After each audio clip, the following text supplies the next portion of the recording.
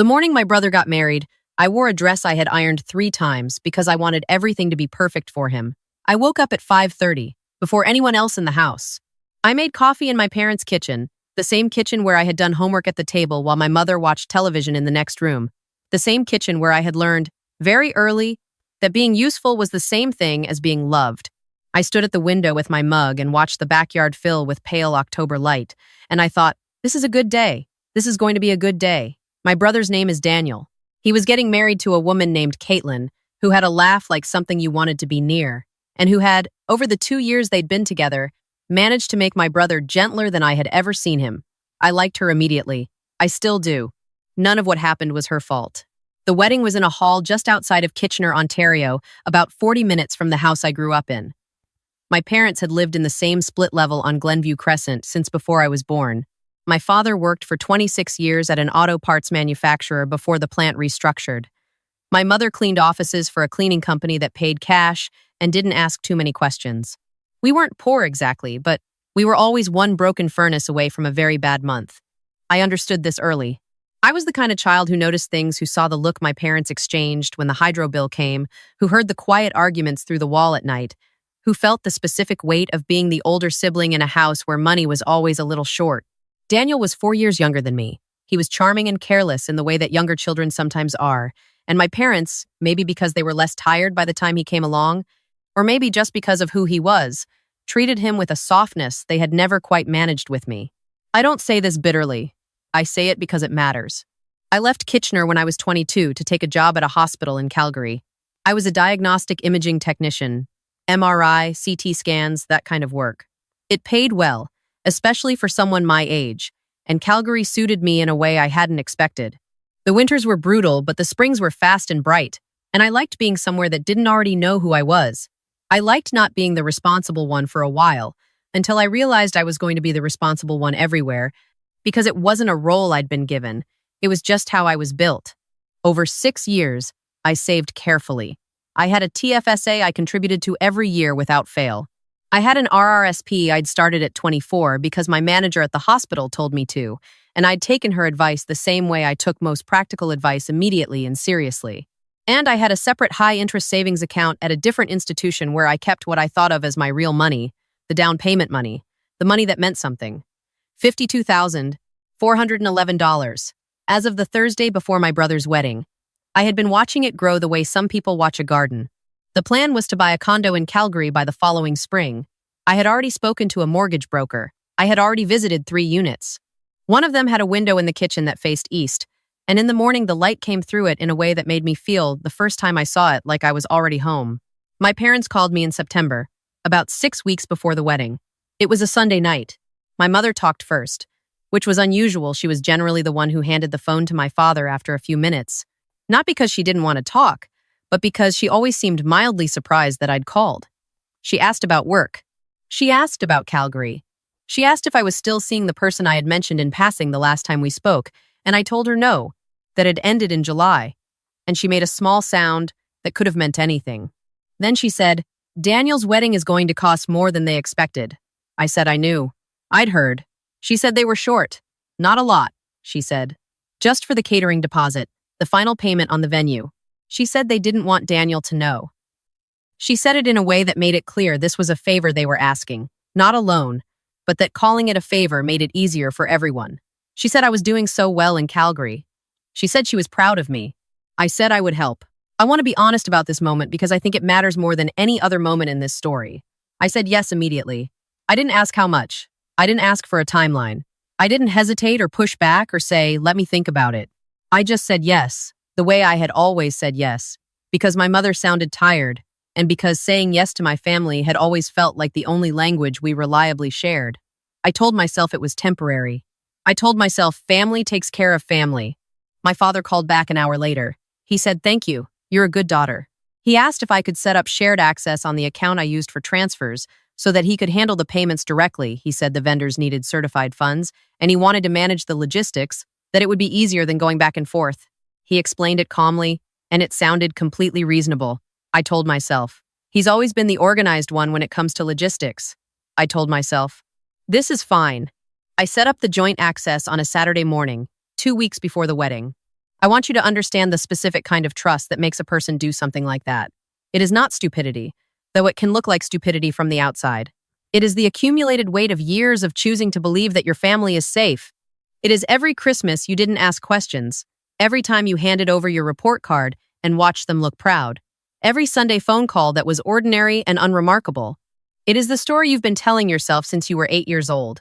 That home, whatever its limitations, is the one place where no one would deliberately hurt you. The wedding was beautiful. Caitlin wore a dress that looked like something from a magazine, and Daniel cried when he saw her at the end of the aisle, which shocked me because I had never in my adult life seen my brother cry. I cried too, standing at the edge of the third row, holding a small clutch purse and thinking, okay, this is worth it. Whatever this cost me, this is worth it. The reception went late. The food was good butter, chicken, and roasted root vegetables, and a wedding cake that tasted like cardamom. I danced with my aunt and then with my cousin's 12-year-old, who was taking this event very seriously and kept asking me if my posture was correct. At 11, I sat down at a table with a glass of wine and looked around the room at my family and felt something that I would describe as almost happy. My phone was in my clutch. I hadn't looked at it all evening. I'm not sure what made me check. Some instinct, some small voice. I opened my banking app out of habit, the way you do sometimes when your mind goes quiet, and the number on the screen made me think my phone had glitched. I closed the app and opened it again. The account showed a balance of $214. I sat very still. The music was still playing. Someone across the room was laughing at something. I could hear the sound of my own heartbeat in a way that felt clinical, like I was listening to it from far away. I went through the transactions. Between the Thursday before the wedding and the previous Friday 8 days, there had been 4 separate transfers. The first was for $8,000. I told myself, the catering deposit. The second was for $11,000. I told myself, the venue. The third was for $22,000, transferred to a name I didn't recognize, to an account I had never seen. The fourth, 2 days later, was for the remainder, $11,411, gone. I stood up from the table and walked to the bathroom. I stood in front of the mirror for a long time, with the water running cold in the sink. My reflection looked back at me, and I noticed in a detached way that I did not look upset. I looked like someone who has just been told something that their body already knew. I went and found my mother. She was standing near the bar with 2 women I didn't recognize, laughing, holding a glass of champagne. She looked happy. She looked relaxed in a way I hadn't seen her in years. I touched her elbow and said, quietly, that I needed to speak with her. She excused herself. We walked to a corner near the coat check. I showed her the account. She looked at the screen for a moment. Then she looked at me. And then she said, in a voice that was almost gentle, almost patient, the payments ended up being higher than expected. Your father has some debt that needed to be settled first. We'll pay you back, you're young. You earn good money. You'll make it back. It's not like you were using it right now. She put her hand on my arm. She said, please don't make a scene at your brother's wedding. I looked at her for a long time. I thought about the mortgage broker. I thought about the condo with the east-facing window. I thought about the version of myself who had stood in that kitchen at 5:30 in the morning thinking this is going to be a good day. I removed her hand from my arm. I said, I'm not going to make a scene. And I didn't. I went back to the table. I finished my wine. I hugged Daniel at the end of the night and told him I loved him and that I hoped he was very happy. He hugged me back and said, thanks for everything, sis. And I thought, he doesn't know. He might never know. I drove back to my parents' house. I lay down on the bed in my childhood room, staring up at the ceiling with the glow-in-the-dark stars still stuck to it from when I was 11, and I did not sleep. At 7 the next morning, I called my bank. I want to walk you through this part slowly, because I think it is the part that matters most, and it is the part that I almost didn't do. It would have been easy not to call. It would have been easy to absorb it, the way I had been absorbing things from this family my entire life. To tell myself it wasn't that much. To let them pay me back in small, untracked increments that would eventually stop, and to never mention it again, and to add it to the long, quiet list of things that had been taken from me and reclassified as gifts. I called because the number $214 kept appearing behind my eyes whenever I closed them. I called because somewhere in me, something had shifted in that coat check corner, something small and load-bearing that had been holding up a version of myself I wasn't sure I wanted to keep being. The woman at the bank was patient and thorough. She walked me through the transactions. She explained that because I had granted joint access voluntarily, the transfers were technically authorized, which meant this was a civil matter rather than bank fraud. She gave me the number for a financial crimes unit. She explained that I could dispute the third transfer, the one to the unknown account. on the grounds that it exceeded any reasonable scope of the original agreement and that there was a process for that. She told me clearly what my options were and what they weren't. I thanked her. I wrote everything down. I called a legal aid line next. A duty lawyer spoke with me for 20 minutes. She said what I was describing sounded like financial abuse, and she used that phrase plainly and without drama, financial abuse, and something about hearing it stated that directly, in plain Canadian legal language, made it suddenly very real in a way that it hadn't been yet. She said I had grounds to pursue civil recovery. She said that pursuing it would be slow and expensive and emotionally costly. She said that was my choice to make. I called my bank again and revoked the joint access. I transferred what remained $214 to a new account at a different institution, one my parents didn't know about. I set up new account numbers, new passwords, new everything. I did all of this from my childhood bedroom, sitting on the floor with my back against the bed, while downstairs my mother made coffee, and the house smelled exactly like it had every morning of my childhood. When I came downstairs, my father was at the kitchen table. He looked up when I walked in. He said, "Good morning." He said it the way he always said, "Good morning, ordinary, unremarkable," as though nothing had happened. He poured me a coffee without being asked. He pushed it across the table, and I sat down across from him and I looked at him for a moment and I thought, I have been trying to earn your approval for 28 years. I said, I know what you used the money for. I know it wasn't for the wedding. He didn't say anything at first. He wrapped both hands around his mug. He said, I was going to pay it back. I said, I know you believe that. He said, it was a bad month. There was pressure. There were people he owed. He didn't finish the sentence. He looked at the table. He looked older in that moment than I had ever seen him look, and I felt something complicated and unwelcome, which was the reflex of sympathy, the old trained response, and I recognized it for what it was, and I let it pass through me without acting on it. I said, I'm not going to pursue legal action right now. I'm not making any promises about that. But I want you to understand that I know what happened, and I want you to understand that this is the last time. He nodded. He didn't say anything. He looked at his coffee. I said, the last time means the last time. It means I am not a resource. It means the next time someone in this family tells me you're young, you'll make it back. I am going to hang up the phone. I left that afternoon. The drive to the airport took 45 minutes. I sat in the departure lounge at Toronto Pearson with a carry-on bag and a breakfast sandwich I didn't eat, and I called my friend Priya in Calgary, who had known me for 4 years and who had the specific gift of listening without immediately trying to fix things. I told her everything. She was quiet for a long time. Then she said, I'm going to pick you up from the airport. I'm going to buy you Thai food. And then you're going to tell me what you actually want your life to look like. I thought about that question for the entire flight. The months after that were not easy, and I want to be honest about that because I think there's a version of this story where the person bounces back immediately, closes the accounts, moves on, buys the condo, and everything resolves cleanly. That's not what happened. What happened was messier and slower and required me to sit with a loss that was not only financial. I lost the condo with the east-facing window. Someone else put in an offer in November, and it was accepted, and that was that. I went and stood outside the building one evening in January, in the way that you sometimes revisit a thing that didn't happen in order to let it finish not happening, and I stood there in the cold for maybe 10 minutes, and then I went home. My mother called twice in November. I answered the first time. She asked how I was. She asked if I was still upset. She said, I hope you know we love you. And I said, I know. And that was true, in the way that complicated things can be true. She didn't mention the money. I didn't bring it up. At the end of the call, she said she hoped I would come home for Christmas. And I said I wasn't sure yet, and we left it there. I didn't go home for Christmas. I told them I was working, which was partially true. I worked a half shift on Christmas Eve, and then I drove to Priya's parents' house in Airdrie, where her mother made biryani and her father put on a hockey game, and her younger sisters argued about something I didn't understand, and I sat in their living room in the warm, chaotic noise of it and felt, for the first time in months, like I was somewhere I was allowed to just exist. January was better. I started putting money aside again. Not the same account, not the same institution. A new TFSA, a new high-interest savings account, new everything. The first deposit felt significant in a way that was hard to explain. Priya said it was because I was doing it for myself this time, properly for myself, with no access given to anyone. And she was right, though it took me a while to understand what that meant in practice. I also started seeing a therapist.